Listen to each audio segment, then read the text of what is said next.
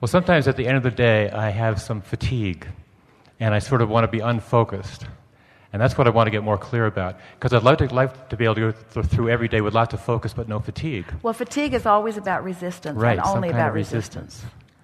So when you're tired, you've been pushing against things. Something. Yes. So you might ask yourself, what has made me tired today? Why am I tired? Mm-hmm. You might identify that condition, and then you might say to yourself, if I could remove that condition, how would I feel?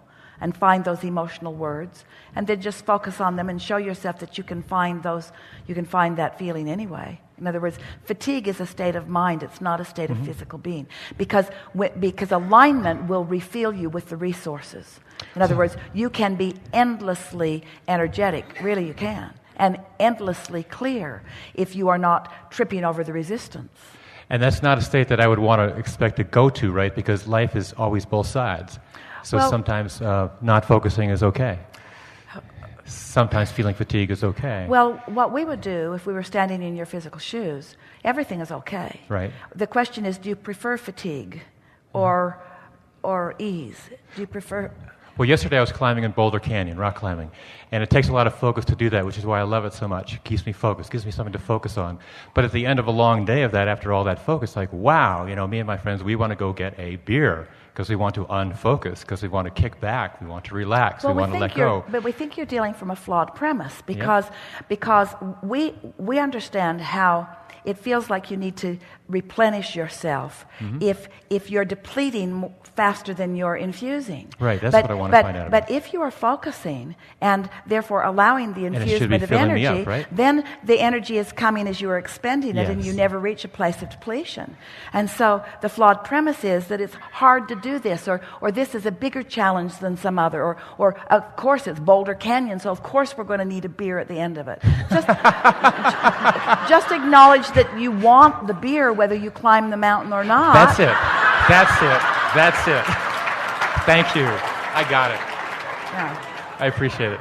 It's a nice thing. This replenishment thing is a really nice thing, because once you realize that it's in and out, and focus actually calls energy. And right. so if you're calling energy toward what you want rather than calling thought toward what you don't want, then you don't get that tug of war. It's your own resistance is the only thing that makes you tired, which means it's your perception of the problem that makes you tired. Right. Which means if you're focused upon the solution, you'll be energized. If you're focused upon the problem, you'll be depleted.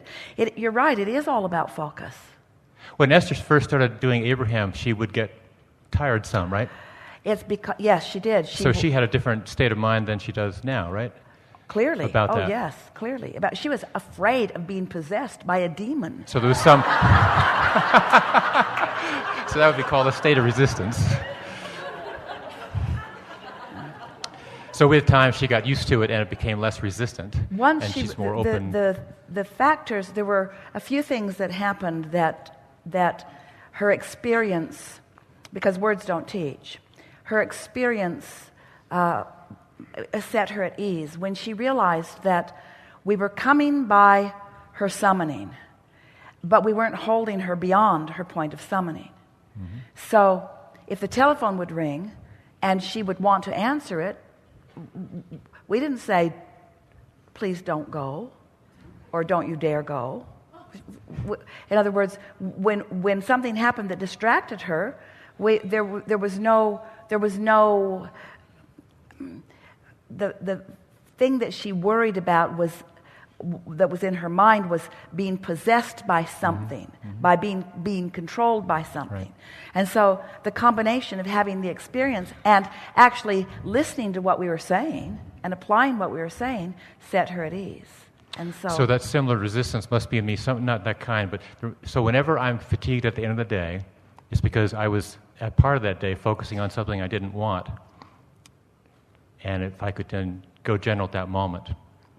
Well, just be easy about it, because even even hitting something like that so head on, even to say, I shouldn't be tired at the end of the day, and clearly I have resistance, is just adding to the resistance. Yeah. And so a better way of going about it is notice your exhilaration points. Yes. Notice how good you Right, feel. right. Notice how good it feels when you first step outside. Yes. Notice how good it feels when you take those deep breaths. Just notice what feels good and don't push against what doesn't. Right. And before you know it, what feels good will be dominating your experience in your words, in your thoughts, in your behaviors. You're bringing us back around to something that is really worth considering. This fits here so well. Abraham, how do you get rid of doubt? You get rid of it before it starts. Abraham, how do I get rid of fatigue? You get rid of it before you are fatigued. Right. What do you mean? How do I get rid of something before I've got it? By putting yourself in a stance that it doesn't come. Nice. By acknowledging that this is infinite resources that you have access to, and that they're flowing to you unless you're doing something to block it. And then by noticing when it flows and noticing when it doesn't, and do more of what makes it flow and less of what makes it doesn't. It really is that simple. And being easy on yourself and everyone else.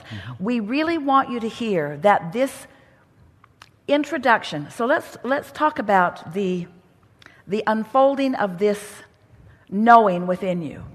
So you live in a vibrational universe. Can you know that? You live in a vibrational universe. You are a vibrational being. Law of attraction is managing the vibrations. How you feel indicates your vibrations. How I feel indicates vibrations. How so? Because the source energy perspective of you is resistant free. The source energy perspective of you is pure positive energy. So when you feel negative emotion, you've got a different opinion going on right here, right now, than that broader perspective. That's a really good way of looking at that. If you're mad at someone, the reason it feels bad is because Source loves that very same person. Now, not just in general sense. Esther said, Abraham, perhaps you need more information about that person.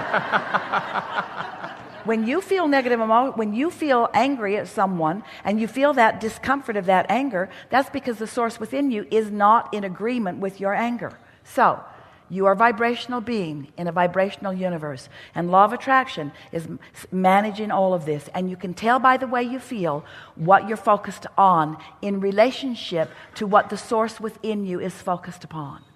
So if you start with that premise, so then you feel tired. Well, what does tired feel like? Well, tired feels like resistance. But what else in light of what we just said? Well, this tiredness that I feel is different than the way Source feels.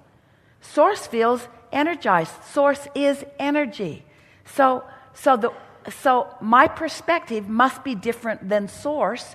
That's why I feel enervated while Source is energized. You see what we're getting at? So when you find yourself feeling an emotion that doesn't feel good, stop and ask yourself the question, what must I be doing that Source isn't doing? And before long, you'll find yourself doing less and less and less and less of hating, of taking score, of judging, of being hard on yourself, of being hard on anyone else.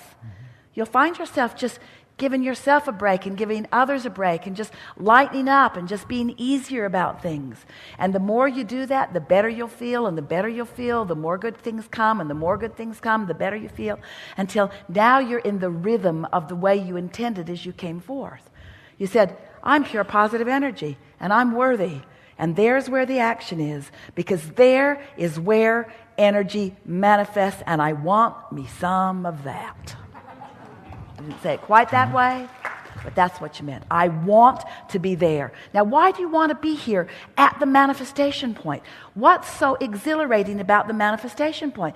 Well, that point where thoughts turn to things, that's when the energy is moving the fastest. That's why you climb the mountain. Right. You could walk around on the ground. Why don't you just walk around on the ground?